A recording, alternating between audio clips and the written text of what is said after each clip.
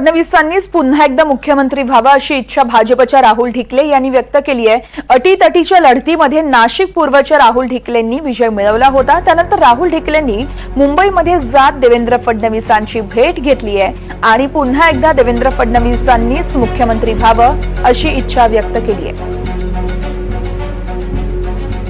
नाशिक पूर्व मतदारसंघातील लढतीकडे खरं तर सर्वांचं लक्ष लागलेलं होतं।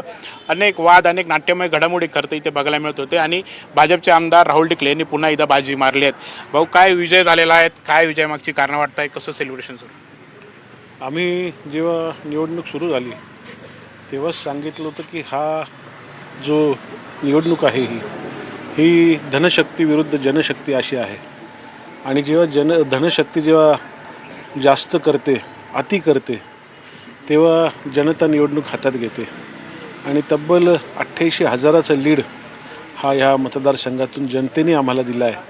आमचे उद्धवबाबा निमसे असतील, दिनकर आप्पा असतील, इतर सर्व ज्येष्ठ नेते हे माझ्याबरोबर होते। जनतेने कौल दिला आणि त्याच्यामुळे आज ही लढाई आम्ही एकतर्फी जिंकलेली आहे। आता खरं तर निवडणुका झालेल्या आहेत, मुख्यमंत्री कोण आहे याकडे लक्ष लागलंय। तुमच्या मनातला मुख्यमंत्री कोण आहे? आदरणीय देवेंद्रजी फडणवीस साहेब जे आहे त्यांनी मुख्यमंत्री असताना 5 वर्ष महाराष्ट्राचा विकास केला। समृद्धी महामार्ग असेल किंवा लाडकी बहीण योजना जी आहे ती राबवण्यामागे त्यांचा मोठा हात आहे आणि तरुण पिढीला राजकारणात आणण्यात त्यांचा मोठा हात आहे। त्याच्यामुळे देवेंद्रजींविषयी एक जनतेमध्ये सहानुभूती आहे की मागच्या वेळेस पण ते थांबले होते 2.5 वर्ष आणि त्याच्यामुळे यावेळेस देवेंद्रजी मुख्यमंत्री व्हावेत ही सर्वसामान्य लोकांची इच्छा आहे।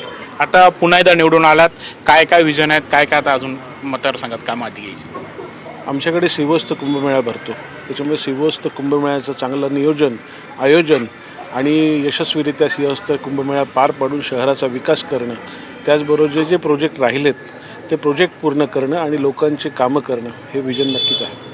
आपण बघत आहोत श्रीवस्त कुंभमेळा किंवा इतर कामंही करायची आहेत। यासोबतच कुठेतरी आता मुख्यमंत्रीपदी पुन्हा एकदा देवेंद्र फडणवीस हेच विराजमान व्हावे अशी इच्छा त्यांनी व्यक्त केली। कॅमेरामॅन के पॉवर प्रांजल कुलकर्णी, NDTV मराठी, नाशिक।